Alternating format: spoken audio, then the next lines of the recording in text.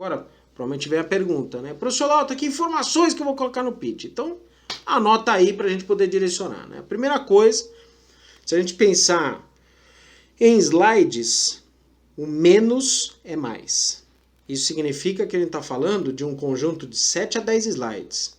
Mais do que isso, provavelmente vai mais atrapalhar do que ajudar. Menos do que isso, não sei se você consegue apresentar tudo, né? Lembrando que você tem 2 a 4 minutos. Não adianta você acreditar que em 2 a 4 minutos vai apresentar 70 slides, 50 slides. Alguma coisa como 7 a 10 slides reúne todas as informações. Tá preparado para anotar? Faz a pausa no vídeo aí e aí você já vai poder fazer a anotação. Primeiro slide, nome da startup e logo de cara definição bem clara do que você se propõe a fazer. Alguma coisa como, por exemplo, um exemplo, né? Conectamos pacientes e médicos a um clique, sabe? Alguma coisa direto. Beleza, eu já sei que é de saúde, eu já sei que é marketplace e que está fazendo uma conexão entre pacientes e médicos. Pronto, já ficou claro já. Já imediato, ou seja, na primeira frase. Se é no vídeo, a mesma coisa. Na primeira frase que você falar, já fala o nome já, startup, nome tal e o propósito da startup. Conectamos pacientes e médicos com pacientes a um único clique. Pronto, resolvido. Você dá o recado claro. Quando você fizer a apresentação também presencial, né, online ou presencial, que você vai falar também, logo de cara, fala assim, boa tarde, boa noite, fala galera, oi pessoal, nós somos da empresa tal e conectamos pacientes e médicos a um único clique. Pronto, já dá o recado. Nós somos a startup X do mercado rural e a gente faz com que, né, a plantação do produtor, através do uso de tecnologia e monitoramento de drone, melhore a produtividade. Pronto, já mostrou de cara que está voltado para o ambiente agro, vai usar drone para monitoramento da plantação. Pronto, já deu o recado imediato. Isso é o seguinte, é regra, né? Isso não é uma escolha. Tem que fazer isso. Se não fizer, você já está para trás. Se não fizer, já perdeu posições. O investidor, o cliente, o parceiro, os futuros colaboradores, todas as pessoas que escutam o pitch, todos de direito que escutam o pitch, eles querem saber, essa empresa ela se propõe a fazer o quê? Ponto, direto, objetivo, fácil de identificar, já mostrou para que veio, essa é a ideia. Então, nome, definição bem claro que ela se propõe a fazer. Depois, né, pensando em slides ou até em vídeo, falar do problema e da solução. Então a ideia, né? Então você fala, colocamos pacientes e médicos a um só clique. Já entra depois na sequência com o problema e a solução. Todo mundo aqui já passou por um agendamento de consulta e demorou para conseguir um médico, né? Agora imagina se você conseguisse fazer o agendamento da sua consulta médica com um único clique. Problema e solução. Já dá uma pincelada maior nesse sentido. Ou seja, você conta a ideia do storytelling. Quem não conhece storytelling é como se fosse o contador de histórias, né? Então você conta uma pequena história que reforça os atributos, reforça o que você veio, evidencia o que vai acontecer. Aqui vem um ponto muito importante. As startups, as melhores startups, elas são complexas na sua operação, mas elas atendem coisas simples do mercado. São questões simples e cotidianas do mercado. É você pedir uma comida, é você pedir um carro para transporte, é você fazer um agendamento médico, é para você conseguir o resultado de um exame, é você fazer uma análise de determinada questão, ou seja, não importa qual a complexidade do aspecto, as soluções são aquelas que a sociedade demanda, inclusive nós, pessoas físicas, como também as pessoas jurídicas, né? Então, analise toda a sua documentação em um único ambiente, né? Agilizamos a escolha das melhores opções, dos melhores aspectos dentro, né, de um conjunto de soluções, né, de uma maneira estatística. Você vai lá e dá o recado e direciona bem pontual. Então, nome da startup, definição bem clara do que ela se propõe a fazer, descrição do problema da solução. Agora, num próximo passo, você tem que justificar esse mercado, qual que é o tamanho desse mercado? O que esse mercado se propõe a fazer? Que mercado que você está trabalhando, afinal das contas? Quais são as informações relevantes desse mercado? E isso, colegas, você, colega empreendedor, é em um único slide. Ou seja, existe uma necessidade muito grande de você estudar muito bem o mercado para poder reunir o máximo possível de informações, para você saber qual que é a informação mais relevante. Tem os mercadológicos, a gente aponta, né? A gente descobre muitas informações de mercado, mas a pergunta que o mercado quer saber, aquelas pessoas que você vai apresentar, o investidor, o cliente, o parceiro, é qual que é o mais relevante de todos? E aí aqui é que você apresenta a informação de mercado. Ó, esse mercado é o seguinte, nós temos aqui 70% das consultas não são preenchidas porque demoram para ser agendadas. Ah, a gente tem aí 1 milhão de médicos e desse total de médicos, pelo menos 60% não consegue preencher a sua agenda porque existe uma dificuldade em preencher as vagas. Ou seja, você tem que buscar essas informações. Você não inventa isso, você busca informação, você cita a fonte, você fala o seguinte, ó, meu propósito é esse, por quê? Porque eu identifiquei que no mercado isso tem uma brecha, isso tem um problema, isso tem uma situação, precisa ser resolvida, e a nossa solução se propõe a resolver esse problema. Ou seja, de todas as informações que você vai pesquisar no mercado, é meio contraintuitivo. O que eu falei para vocês? Ó, você tem que pesquisar profundamente o mercado. Para quê? Para depois chegar no slide e colocar uma coisa só. É isso mesmo. Porque quanto mais você estuda, mais você percebe qual que é a informação extremamente relevante e direcionada. É para isso que serve você colocar as informações de mercado. O próximo passo é colocar qual que é o potencial de mercado, ou seja, com a solução que você oferece, qual que é o potencial que pode ser alcançado ao utilizar a sua solução. Então você pode falar o seguinte, ó, 70% dos médicos não conseguem preencher sua agenda por dificuldades no agendamento, dentro do exemplo que nós estamos falando aqui, e com essa solução, a gente está falando aí, esses 60% do agendamento que não é feito, isso representa no mercado 15 bilhões de reais são perdidos com a ausência de agendamento. Ou seja, olha que bacana, né? O investidor, o parceiro, né? o cliente, ele está vendo, caraca, puxa vida, a gente está falando aqui de 15 bilhões de reais são perdidos com esse agendamento. Então tem potencial, tem espaço, tem mercado, 40% não é agendado, 20% falta, ou seja, a gente está falando de soluções, a gente está falando de uma grandeza, então precisa colocar o potencial de mercado, porque é isso que vai fazer com que o investidor ele brilhe os olhos para a sua solução.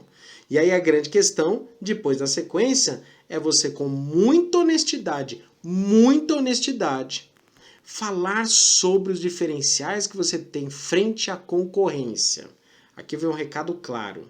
Você precisa estudar a concorrência, as soluções que são competitivas e concorrentes à sua, e precisa com muita justiça e com muita honestidade, até muita humildade, descrever o que a concorrência faz, o que é que você se propõe a fazer. Então é um conjunto de diferenciais e descrição da concorrência. A pior coisa que você pode falar é dizer que não existe concorrência.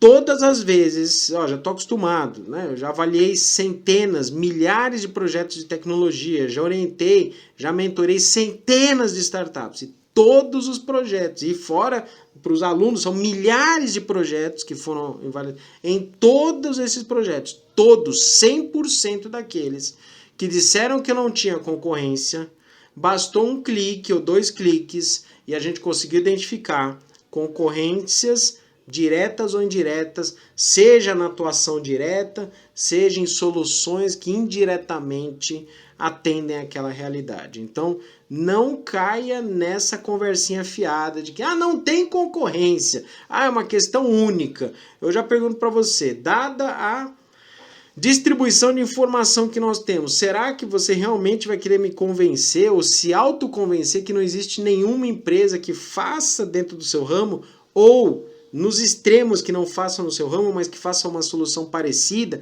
ou semelhante, ou em paralelo a esse mercado, né? Então, existem essas questões, você não pode deixar passar, né? Você não pode ignorar essa questão, tem que explorar a concorrência. No extremo do extremo, em que de fato você esteja atuando numa seara, né? Num ambiente que não há um concorrente direto que faça exatamente a mesma coisa que você precisa identificar soluções que fazem parcial ou dentro de parâmetros específicos, por exemplo, eu faço agendamento de médicos, digamos que não tenha, mas tem uma área que faz agendamento de veterinários, por exemplo, ou de odontologia, ou de serviços advocatícios, por exemplo. Então você tem um paralelo que você consegue trabalhar, você consegue direcionar.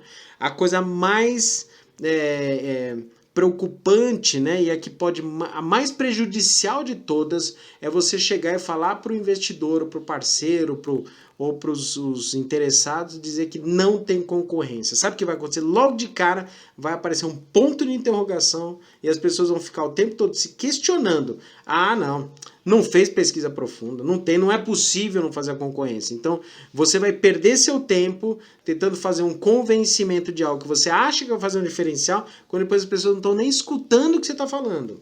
Elas só vão ficar olhando aquela questão, não tem diferencial, não tem concorrência, não tem concorrência. Ah, com certeza tem, se eu clicar vou aparecer, e em todas as vezes que eu acabei, eu mesmo, professor Laudo, que acompanhei, que eu fiz a análise dos projetos, que eu fiz a mentoria das startups, que eu acompanhei os projetos de tecnologia, em todas elas, 100% das vezes, quando eu falava que não tinha concorrência, bastava 1 ou 2 cliques e aparecia o concorrente. Então não caia nessa conversa, né? Você sempre vai ter uma concorrência, no mínimo, na pior das hipóteses, no mínimo, indireta. Frente a isso, é importante que você coloque a proposta de valor da sua startup, né? O que a sua startup oferece de valor? É o grande diferencial, é o valor, o potencial que você tem para alcançar. O que é que realmente diferencia? O que é único no seu projeto? Isso é espetacular. E uma vez que você tenha comparado as informações de mercado, você consegue de fato falar, não, ó, tudo que observou no mercado, a minha proposta ela faz isso, ela atende esse segmento, ela atende essa necessidade, ela faz esse direcionamento, e aqui vem uma quebra de paradigma. Sabe como é que a gente faz a proposta de valor? Não é atendendo todo mundo, é atendendo um pedacinho. Às vezes basta um pedacinho. Você não precisa ser Deus, não precisa ser dono da verdade, não precisa ser perfeito. Basta que você seja muito bem direcionado para aquele pequeno grupo de consumidores, para aquele pequeno espaço de mercado. Ou seja, eu posso fazer, por exemplo, um aplicativo de entrega de comida que vai disputar com o iFood, por exemplo, né? Então, dentro dessa condição, mas de repente você fala, poxa vida, como é que eu vou disputar com o iFood se o iFood é concorrente, estabilizado e tudo mais? Às vezes você pode se diferenciar porque faz contato com a pequena cidade do interior, você que está falando aí você não está falando das capitais, que você não está nesse momento assistindo o vídeo, você não está em nenhuma grande cidade, você está numa pequena cidade, às vezes você pode fazer uma solução que atende muito bem essa sua região geográfica, ou seja, você se torna melhor que o iFood, porque você tem um melhor conhecimento dessa região. É uma solução um pouco mais restrita, mais local, mais geograficamente limitada? Pode ser, mas não tem nada de errado com isso. Por quê? Porque você consegue oferecer uma solução para esse público seu de direito, ou seja, você vai oferecer uma proposta de valor para esse grupo, isso já está ótimo. Na sequência, é importante que apresente a equipe, o nome das pessoas, a função que cada uma dessas pessoas fala. A gente vai ter conteúdo também para falar sobre isso, né? Mas é importante que você apresente, que as pessoas querem saber. Tá, legal, já entendi sua ideia. Quem está envolvido? Eu estou vendo que você está apresentando, você está envolvido. Tem mais alguém? Você é sócio único? Você tem outros parceiros? O que eles fazem? Quais são as suas expertises, suas experiências, seu currículo, seu background? Background significa aquilo que ela já fez até agora, os resultados. Ah, não, eu sou da área de negócios e eu tenho tantos anos de experiência na empresa X, eu trabalhei com distribuição de medicamentos, eu trabalhei com atendimento a clientes e agora eu estou fazendo essa plataforma que ajuda a atender clientes. E eu tenho meu parceiro, meu sócio, que ele trabalha com design e tecnologia. Eu tenho essa outra parceira, minha sócia, que ela trabalha no aspecto jurídico, tem tantos anos, e todas as questões de atendimento ao cliente, a documentação vai ser feita por ela. Ou seja, você apresenta a equipe, que isso tem um valor absurdo, porque as pessoas querem saber o que acontece. Lembre-se, por mais que a gente invista em negócios, no fundo, nós estamos investindo e aceitando e fazendo negócios com pessoas. Por trás de um CNPJ tem um monte de CPF. Essa é a ideia. Tem um monte de CPF, seja dos sócios, seja dos fundadores, seja dos colaboradores, até dos clientes, né? Então essa é a questão. Então, por trás de todo CNPJ tem vários CPFs, a gente tem que se lembrar disso.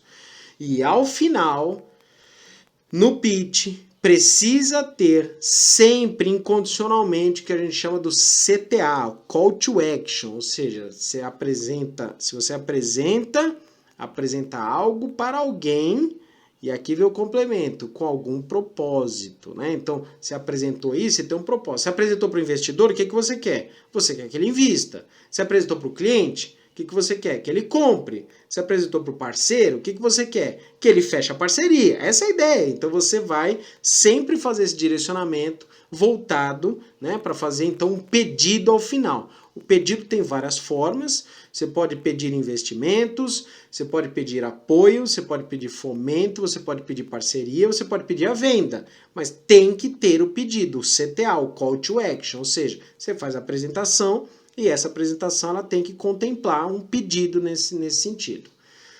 Obviamente que ao final, depois, os dados de contato, isso é evidente, eu já vi muito pitch que não tinha os dados de contato, ou seja, terminava e falava, beleza, como é que eu faço para manter contato com você? Não tinha um e-mail, não tinha um telefone, não tinha nenhum endereço de uma rede social, né? Então, coloca a informação completa, coloca seu nome, e-mail, telefone, rede social, tudo aquilo que a pessoa pode colocar para te encontrar, né?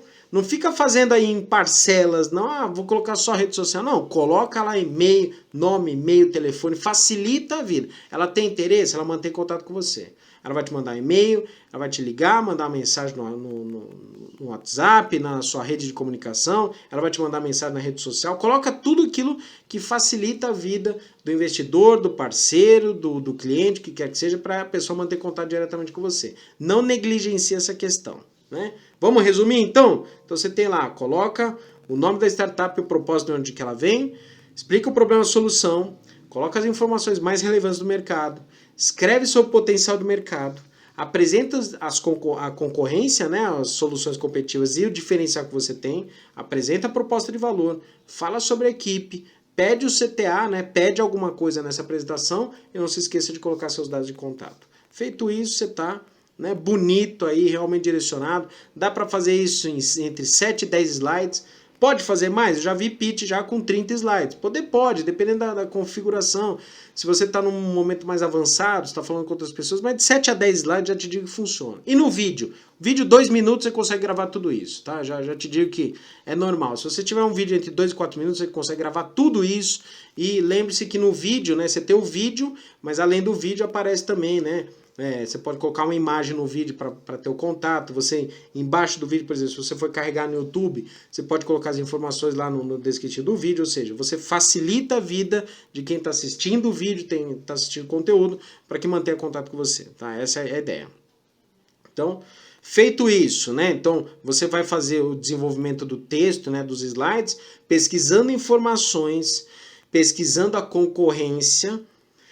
Observa o máximo possível de pitches, faça a leitura do máximo possível de pitches e continue fazendo isso e principalmente cheque os dados. A pior coisa é você colocar números estatísticos que ninguém entende, que são falsos, que são incompletos, então você precisa fazer uma dupla checagem dos dados. Não é só porque está na internet que é verdade, né? Então você precisa fazer uma dupla checagem. Ah, você tem uma pesquisa, cita fontes confiáveis, cita lá IBGE, cita lá os dados de pesquisas governamentais, cita os dados lá do sindicato principal, da associação principal, daquele setor que você trabalha, ou seja, essas são informações que a gente considera como informações relevantes, informações, eu falei confidenciais, na verdade não no sentido de escondido, né, mas no sentido de você citar fontes confiáveis, né, essa é a ideia, tá bom? Se for o vídeo também, deixa bastante claro, né, a visão. Você pode ter imagens passando, mas tem que ter a voz, tem que ter você falando. Pode ou não aparecer no texto, no vídeo. Em algum momento convém sim aparecer. Você pode fazer, por exemplo, uma apresentação que aparece os slides e você vai falando com os slides aparecendo. Existem aquelas apresentações que você fica no cantinho do vídeo aparecendo também falando, é uma possibilidade. Ou, se você quiser fazer uma alta produção, não há necessidade, já estou dizendo, não há necessidade. Mas se você quiser fazer uma alta produção, você pode fazer o sistema de apresentação de imagens, né, que vai explicando como é que funciona, né, a startup, essas informações foram comentadas, mas em algum momento é importante que apareça você de fato falando, fica muito estranho ficar só uma voz por trás, ou seja, você reserva lá dos 2 minutos, por exemplo, reserva no momento que faz a apresentação da equipe, né, você aparece ali na apresentação da equipe, ou lá no finalzinho você aparece no vídeo, convém, é muito interessante aí também apresentar. Mas o recado, de qualquer forma, é o mesmo para qualquer situação, pesquisar informações, pesquisar a concorrência, observar os outros pitches e fazer dupla checagem de todos os dados. É importante que você tenha isso, tá? E principalmente no vídeo, o vídeo não pode, em hipótese alguma, ser uma simples releitura dos slides. A pior coisa que pode acontecer. Isso gera frustração para quem está assistindo. Então, você já preparou o pitch, né, os slides. Aí você vai fazer o vídeo e você fica passando os slides, fazendo a leitura dos slides. Um absurdo isso, de chato, de desagradável. Você vai se queimar no mercado se você fizer isso, inclusive. Não faça isso. Então, você tem os slides? Ótimo, trabalha com os slides. Você vai fazer a apresentação, né, visual, lá, presencial mesmo, você usa os slides e complemente as informações. Agora, você vai gravar um vídeo, você até pode usar os slides, mas você não pode ficar fazendo uma simples leitura. Utilize os slides, diminua o conteúdo dos slides, se for o caso. Apresente imagens estáticas ou dinâmicas, o que quer que seja, e você aproveita o discurso para fazer informações complementares. Então, digamos que lá esteja escrito lá que o tamanho do mercado é de 20 milhões. E você pega e repete no vídeo. O tamanho de mercado é de 20 bilhões. Não, você não pode fazer essa questão. Uma boa sugestão dessa é falar assim, como você pode observar no tamanho do mercado, né, que é de 20 bilhões, imagine o potencial que tem para alcançar, imagine todos os desdobramentos desse mercado. Ou seja, você complementa as informações, não fica chato, fica bem direcionado. E por fim, precisa revisar o material. Várias e várias vezes. Primeiro, erros de português, erros de digitação. Você vai revisar 20 vezes, vai encontrar na 21ª um erro de português. Precisa revisar. Como é que você faz a revisão?